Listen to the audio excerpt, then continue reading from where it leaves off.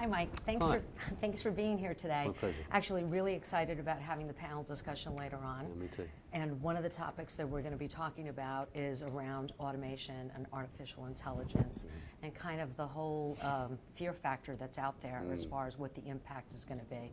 What are your thoughts and what are you saying? Well, fear is an easy thing to market. It's an easy thing to sell. Around the world over the last 3 or 4 years, there's been really no end of academic research and media studies and consultant papers talking about the downside and the apocalyptic effect of automation at scale.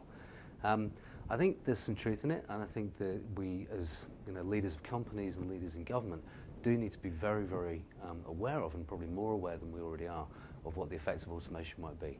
But I do think, and I'm naturally optimistic, but I think there's reasons to be optimistic. I think where technology is applied, there will be automation. There'll also be what we call augmentation. So people whose jobs still exist and where the job is materially changed through technology. There'll also be the addition and creation of new roles. The trick, I think, in terms of avoiding those kind of fearful outcomes is to make sure that as leaders we create jobs, we create new industries, we invent just as much as we take cost out of the organisation through automation, provided we do both and there's a level of balance, and I think there's reasons to be optimistic. Right. Now, one of the common things that I'm typically seeing is the fact that, there's Frey and Osborne, two economists that talk about all the jobs that are going to be eliminated because of automation and because of machine learning and robotics. And the fact that it's not going to be a one-to-one relationship as far as all of this retooling and retraining and possibly having new jobs, new job definitions, it's still not going to be a one-to-one. So it's kind of difficult when you're having these types of dialogues because obviously there's the advantage of automation, what the benefits are from a quality control perspective versus how it could possibly generate more revenue for an organization. But now how do you handle the human element? Absolutely. So that's so that Frey and Osborne model. So I used to be a partner at BCG, and I led a piece of work with the CSIRO to apply that model to the Australian context and to look at the effect of automation industry by industry across Australia. And certainly there's a lot of truth in what you say in terms of left to their own devices, these companies should automate. And I'm quite pragmatic about that. I think companies should take every opportunity to automate because they are responsible to their shareholders, and one of their jobs is to stay relevant in the global economy. For that they need cheaper products, cheaper services. And so there is a solid business case to do automation. But as you say, there's then a social issue around that. And I think, as I said just now, if we leave the situation to kind of run through, there's only a downside. But I don't think that's going to happen. I think companies understand the fact that the cumulative effect of companies not doing anything to create work is a problem. The effect of companies and government not engaging and working hand in hand collaboratively on this issue will be a problem. And I think because we've been very involved in this over the last couple of years in this country and also overseas. But if you can surface this issue, if you can present real data, real insight, not just a report, not just a document that says, hey, we have another point of view, but real data and insight, if you can deliver that into the hands of people who make decisions around this, then that equips them to say, this is the change that's coming, and we can describe it. This is the effect on our current workforce.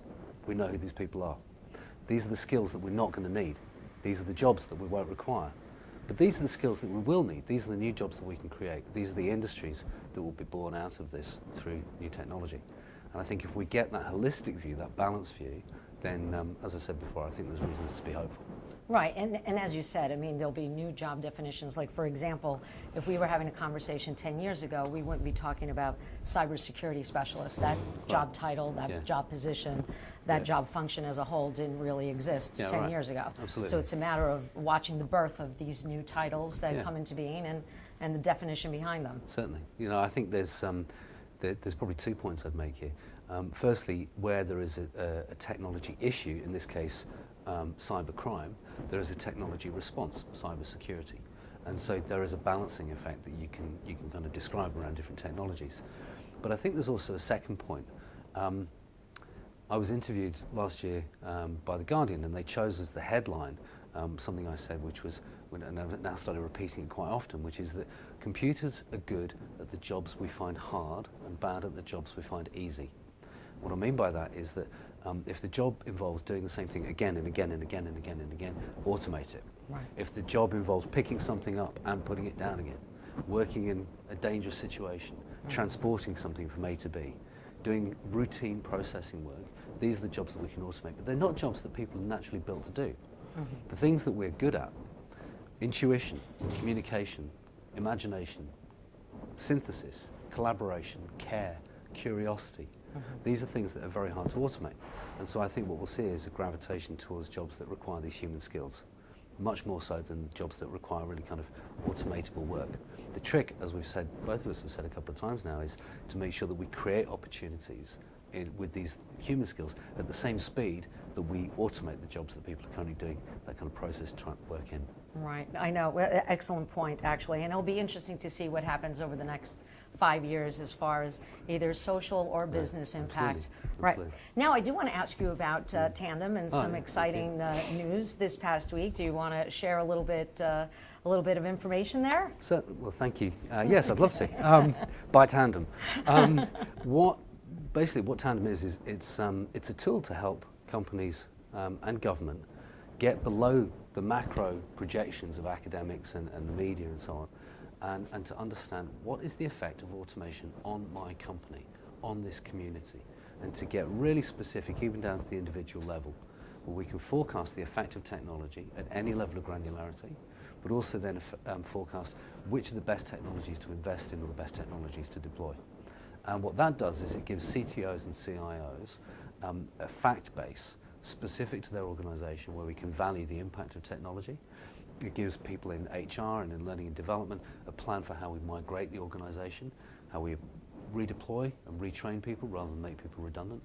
It enables politicians and those in government to understand what are the effects in different communities or in different industries. And ultimately, it helps government and companies to get together with data, with insight that's specific to their context, rather than having to take a newspaper report or take a university study and try and work out what it might mean. So that platform's called Tandem, and it's something that really kind of been thought about for about 2 or 3 years ago. Started to build about a year ago. We've run a really good beta program. We have BlueScope Steel as an example, one of those companies involved. And the platform went live on Tuesday. So we got some great coverage in the media, so the Financial Review and the Australian, and we've been really overwhelmed by the response. And as a result, we're going to New York and San Francisco in a couple of weeks. We'll meet with companies there.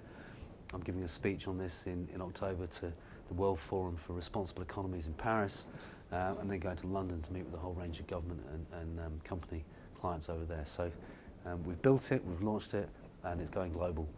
So it's not getting a lot of sleep. Excellent, excellent, excellent. Well, you look fantastic for not getting sleep, so it's all working out. Very good. That's the happy vibe inside coming out as opposed to the sleep. Exactly, exactly. Well, thank you so much, and I look forward to the panel discussion. Hopefully, you'll be very interactive later. Thanks very much. Great, thank you. Thank you.